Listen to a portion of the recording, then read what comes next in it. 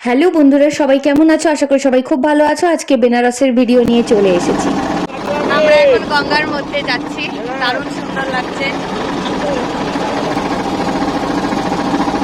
অপূর্ব অপূর্ব জায়গা বারাণসী। বারাণসী বা বেনারস ভারতের উত্তরপ্রদেশ রাজ্যের একটি শহর, যেটা শুধু শহর বললেই ভুল বলা হবে, একদম আধ্যাত্মিকতার শহর। অনেক প্রাচীনকাল থেকে এই বেনারস শহরের নাম রয়েছে। এই বারাণসী বা বেনারসে এসে নৌকোয় চড়ে ঘাট দেখার আনন্দই আলাদা। বন্ধুরা, আগের ভিডিওতে তোমাদেরকে আমি দেখিয়েছিলাম কোন কোন ঘাট কি কি তাৎপর্য। তোমরা যদি ভিডিওটি না দেখে থাকো, আমি ডেসক্রিপশন বক্সে লিংক দিয়ে রাখবো, গিয়ে দেখে নিও। আর এই যে দেখো কি সুন্দর লাগছে ঘাটগুলো। এখানে শাড়ির কারখানাও রয়েছে, সিল্কের শাড়ির। আর এই যে আমরা নদীর উপর ঘুরে নিচ্ছি, এই বিকেল বিকেল হয়ে গেলে মানে এই সন্ধে নামার টাইমটা ভীষণ ভীষণ সুন্দর লাগে। এখানে অবশ্যই আসলে তোমরা নৌকোয় ঘুরবে, নৌকোয় চড়ে যাবে, খুবই সুন্দর একটা অনুভূতি, এটা ভাষায় প্রকাশ করা যাবে না। সন্ধ্যাবেলা নৌকোয় করে ঘাট ঘুরতে খুবই ভালো লাগে। আমরা একটু দুপুর দুপুর চলে এসেছিলাম বলে খুব তাড়াতাড়ি ঘাটগুলো ঘুরে নিলাম। কিন্তু বন্ধুরা, আমি সাজেস্ট করব একটু বিকেল নেমে আসলে, সন্ধে সন্ধে নেমে আসলে তারপরে নৌকোয় চাপা উচিত। তাহলে যতক্ষণে নৌকো ঘুরে আসবে ততক্ষণে আরতির টাইম শুরু হয়ে যাবে। আমরা তো তাড়াতাড়ি নৌকোয় চেপে গিয়েছি, সেই জন্য বেলায় বেলায় ঘুরে নিচ্ছি।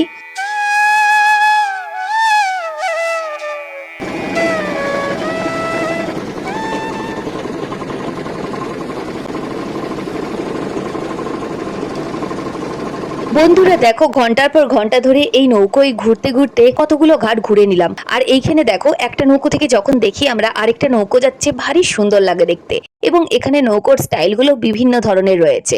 এত সুন্দর সুন্দর এক একটা নৌকো আগে পেরিয়ে যাচ্ছে, পিছনে পেরিয়ে যাচ্ছে, মানে সব মিলিয়ে দারুণ ভিউ। আর দেখো এখানের ঘাটগুলো তো অপূর্বই সুন্দর। বন্ধুরা, যারা তোমরা আসোনি তারা তো দেখেই নাও, আর একবার আসার অবশ্যই প্ল্যান করো। এটা খুব একটা খরচ হয় না। কেমন কি খরচ হয় আমার বেনারস ট্যুর প্ল্যান ভিডিওটা দেখে নিতে পারো, ওখানে আমি সমস্ত তথ্য দিয়ে দিয়েছি। তাহলে তোমরা সেই রকম প্ল্যান করে চলে আসতে পারবে। মোটামুটি খরচে কাছাকাছি ঘোরার জন্য এটা যথেষ্ট সুন্দর জায়গা। আর এত প্রাচীন একটা ইতিহাস বহন করে চলেছে, এই জায়গায় অন্তত জীবনে একবার হলেও আসা উচিত। এখানে দেখো বিভিন্ন ধরনের লঞ্চ, বিভিন্ন ধরনের স্টিমার রয়েছে। আমরা অনেকটা এগিয়ে এলাম দশাশ্বমেধ ঘাটের দিকে। এরপর দশাশ্বমেধ ঘাটে গিয়ে ওখানে দেখবো কেমন কি লোকজন আসছে, কেমন কি তৈরি চলছে, মানে আরতি হবে তো রাত্রিবেলায়, তাহলে তার জন্য কিরকম কি প্রিপারেশন চলছে সবটাই তোমাদের সামনে তুলে ধরছি। বন্ধুরা, এখানে এলে সবাই বলে গঙ্গা আরতির কথা। হ্যাঁ, এখানকার গঙ্গা আরতি খুবই সুন্দর হয়, কিন্তু তার আগে এই নদীর ওপর ঘুরলে বেনারস শহরটাকে পুরো উপলব্ধি করা যাবে। অবশ্যই সাজেস্ট করব যে নৌকোয় করে ঘুরতে। অনেকেই আসেন এখানে কিন্তু গাড়ি করে ঘুরে ঘাটগুলো দেখে নিয়ে চলে যান, কিন্তু আমি বলবো নৌকোয় করে ঘুরবে বন্ধুরা। নৌকোটা এখানে এত সুন্দর লাগে নৌকোয় ঘুরতে। অনেকেই আছো বন্ধুরা যারা জলপথে ঘুরতে ভয় পাও, কিন্তু এখানে বলবো ভয়ের কোনো কারণ নেই, কারণ এখানে যে কোনো বোটেই লাইফ জ্যাকেট দিচ্ছে। তবে একটাই কথা বলবো, নদীতে ঘুরতে হলে লাইফ জ্যাকেট অবশ্যই পরে ঘুরবে বন্ধুরা, কারণ কখন কি অঘটন হয় বা কিছু যদি বিপদ ঘটে, কিন্তু সাধারণত কোনো কিছুই হয় না। এখানে ভয়ের কোনো কারণ নেই। যারা নৌকো চালিয়ে নিয়ে যাচ্ছেন ওরা অনেক দক্ষভাবে চালিয়ে নিয়ে যাচ্ছেন। তো এখানে এলে এটা তোমরা ট্রাই করতেই পারো। এটা বেশ কিছু জনের জন্য বললাম যারা সত্যিকারেই ভয় পান নৌকোয় চাপতে।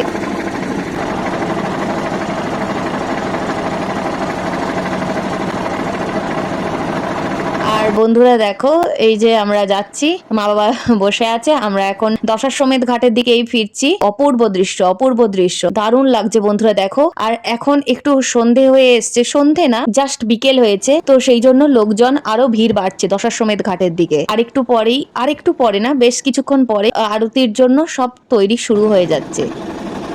ঘাট ঘুরে আমরা চলে এলাম। এরপর দশাশ্বমেধ ঘাটে সন্ধ্যা আরতি হবে। অপূর্ব সুন্দর জার্নি।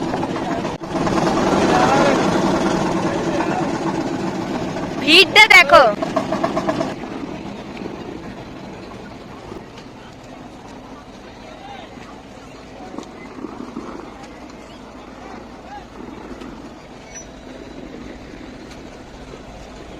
আবার দশাশ্বমেধ ঘাটে ফিরে এলাম। এখানে 6:30টার সময় আরতি হবে বলে সবকিছু জোগাড় জানতে শুরু হয়ে গেছে। দশাশ্বমেধ ঘাটে আমরা চা খাচ্ছি। এই যে আমাদের নৌকো এসে ভিড়লো তীরে, এখান থেকে আমরা আরতি দেখবো বা যা যা এখন যেভাবে বসে থাকবো। এখানে নৌকোর খুব ভালো সিস্টেম, সেটা হচ্ছে তোমরা যদি একবার বুকিং করে পুরোটা ঘুরতে যাও, যতক্ষণ না আরতি হচ্ছে ওই নৌকোতেই থাকতে পারো। वो चोरी हो सकता है। বন্ধুরা এখানে আসলে একটু খেয়াল রাখতে হবে নিজের মোবাইল নিজের জিনিসপত্রের দিকে। এই সময় এত হুটোপাটিতে প্রচুর জিনিস চুরি হতে পারে। আর এখানে এই সন্ধ্যের থেকেও এই যে সময়টা সবকিছুর জন্য তৈরি চলে সেই সময় মানুষ একটু অন্যমনস্ক থাকে, একটু রিল্যাক্স করে ঘুরে, তো সেই কারণে জিনিসপত্র চুরি হওয়ার খুবই সম্ভাবনা থাকে। আমাদের নৌকো যে চালাচ্ছিলেন ওই দাদা আমাদেরকে বলে দিলেন। আস্তে আস্তে আলো জ্বলছে বাবা, দেখো চারপাশটায় আলো জ্বলছে আস্তে আস্তে। বন্ধুরা দেখো একটু সন্ধে বাড়ার সাথে সাথে চারিদিকে আলো জ্বলে উঠছে আর সামনে এখন প্রিপারেশন চলছে সন্ধ্যা আরতির জন্য। আর এই যে প্রচুর মানুষ এসে এসে জড়ো হচ্ছেন, তো এইটাও একটা দেখার ব্যাপার। বন্ধুরা তাই বলবো এখানে পুরোপুরি সন্ধ্যা আরতির সময় না এসে একটু আগের থেকে এসে ঘুরে নিয়ে বসে আর কিরকম কি কাজ হচ্ছে, আস্তে আস্তে মানুষ জড়ো হচ্ছে, এই ব্যাপারটা উপলব্ধি করার ব্যাপার আছে। আস্তে আস্তে আলো জ্বলে উঠেছে, এরপরেই ডট 6:30টায় সন্ধ্যারতি শুরু হবে। অপূর্ব দৃশ্য। বন্ধুরা একবার নৌকো বুক করে নিলে খুবই সুবিধে, ওই নৌকোতেই বসে থাকা যায় অনেকক্ষণ। জলের মাঝে নৌকোতে খুব সুন্দর হাওয়া খেতে খেতে থাকা যায়।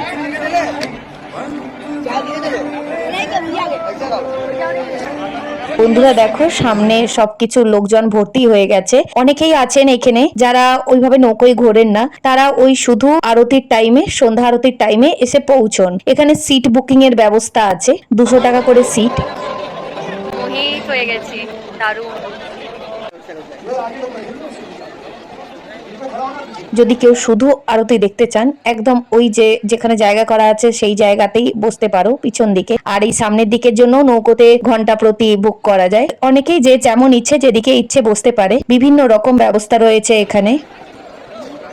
বন্ধুরা এখানে 5টা পেরোতে থাকলেই সব মানুষরা এসে বসতে থাকেন, কারণ সব সিট বুক হয়ে যায়। আর এখানে নদীর পাশে একটু আগের থেকে এসে বসতেও ভালো লাগে। যারা নৌকায় ঘোরেন তারা নৌকোয় ঘুরে এসে এখানে বসে যান। যেমন আমরা নৌকোয় ঘুরছিলাম, ঘুরে এসে এখানে নৌকো বেঁধে দিলেন, বললেন যে একদম আরতি হবার পর তারপরে আমরা এখান থেকে উঠবো। তো এটাও একটা বেশ ভালো ব্যাপার, সেই জন্য এখান থেকে বসে আরতিও দেখা যাবে আর গঙ্গার হাওয়াও খাওয়া যাচ্ছে। সবকিছু মিলিয়ে অ্যাম্বিয়েন্সটা একটা দারুণ তৈরি হচ্ছে, খুবই ভালো লাগছে।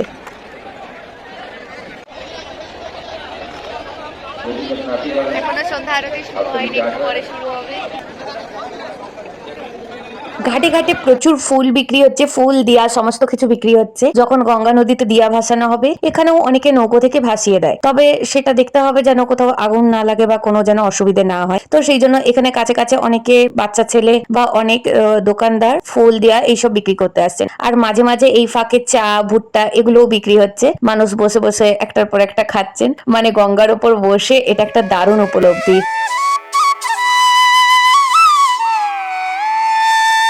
হ্যাঁ ওই তো। আর বন্ধুরা দেখো কিছুক্ষণ আগে যে তুলনায় লোক ছিল এখন যত সন্ধে বাড়ার সাথে সাথে কি হারে লোক বাড়ছে, মানে কোন জায়গায় মানুষ নেই। এইখানে দেখো সামনে সমস্ত কিছু আয়োজন শুরু হয়েছে, আস্তে আস্তে যে আলো জ্বলে উঠছে, ভাইবটা দেখো। এখানে বারাণসীতে সত্যিকারেই একটা অন্যতম আধ্যাত্মিক ভাইব আছে, এটাকে এসে এখানে ফিল করতে হবে। সত্যি একটা দারুণ ব্যাপার রয়েছে, একটা যে প্রাচীন ঐতিহ্যের শহর সেটা এখানে এলে অনুভব করা যায় প্রত্যেকটা মুহূর্তে।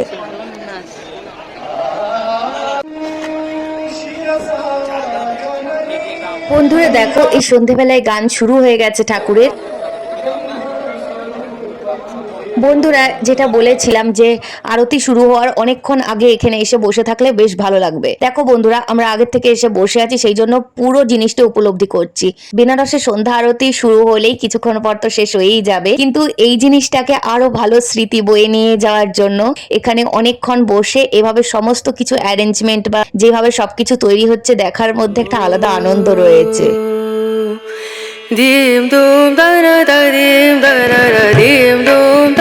বন্ধুরা এখানে বসে বসে একবার চা খাচ্ছি, একবার ভুট্টা খাচ্ছি। এখানে আসলে বন্ধুরা অবশ্যই মনে রাখবে জলের বোতল মাস্ট, ওটা নিয়ে রাখবে, কারণ সন্ধ্যা আরতি যখন শুরু হয়ে যাবে তখন আর জলের বোতল বিক্রি করতে আসবে না। তাই জলের বোতল সবসময় কাছে রাখতে হবে। জলের বোতল নিজের জিনিসপত্র খুব সাবধানে গুছিয়ে নিজের কাছে রাখতে হবে। বন্ধুরা দেখো সামনে ব্রাহ্মণ ঠাকুরেরা নামছেন জলের দিকে, ওখানে দিয়া ফুল এইসব ভাসাবেন, মন্ত্র পড়বেন, মানে জলে যেটা তর্পণ বা কিছু বলে ঠাকুরের ভাষায়, যেটা ঠাকুরের পুজো করা হয় গঙ্গা পুজো, তো সেই জন্য ওনারা ব্রাহ্মণ ঠাকুররা সবাই মিলে নামছেন। দেখো বন্ধুরা কত ভিড় হয়েছে, কত লোক জড়ো হয়েছে। আর এই যে আমরাও বসে আছি পুরো অন্ধকার, চারিদিকে শুধু একটু করে আলো জ্বলছে, দারুণ একটা ফিলিং। বন্ধুরা এখানে দেখো চতুর্দিকে লোক জমা হয়েছে এই সন্ধ্যা আরতি দেখার জন্য। আর এখানে ভাইবটা দেখো, তোমাদেরকে পুরোটা ঘুরিয়ে দেখাচ্ছি।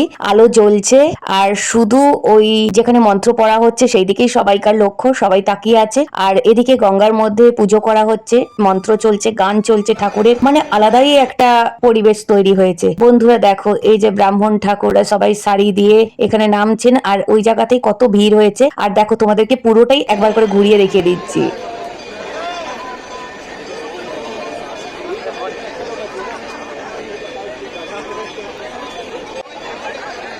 এখন বাজে 6টা 20, এখনই সন্ধ্যা আরতি শুরু হবে। দারুণ, চারিদিকে লোকে লোকারণ্য।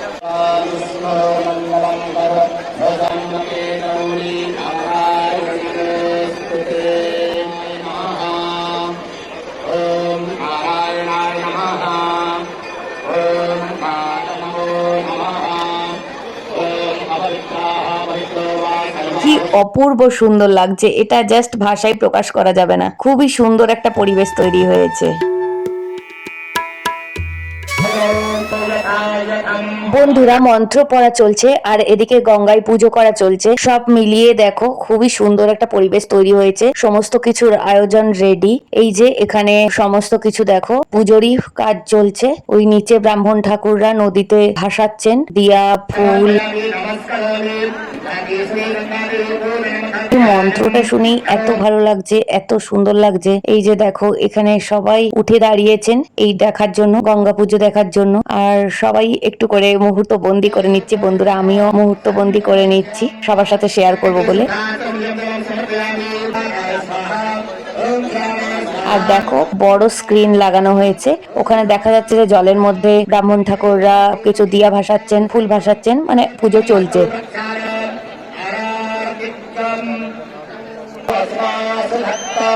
এই দেখো বন্ধুরা সব প্রদীপগুলো একসাথে কি সুন্দর লাগছে, ওনারা পুজো করছেন।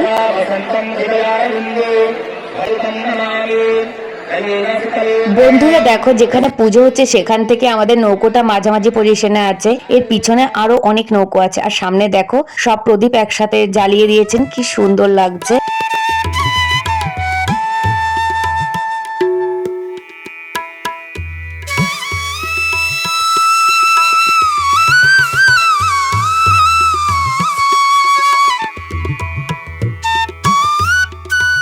হর হর মহাদেব বলে আজকের ব্লগটা এত দূরই রাখলাম। সবাই খুব ভালো থেকো, আবার দেখা হচ্ছে পরের ব্লগে। ভালো লাগলে একটু লাইক করে দিও। হাত তুলতে হবে, হাত তুলতে হবে। হর হর গঙ্গে।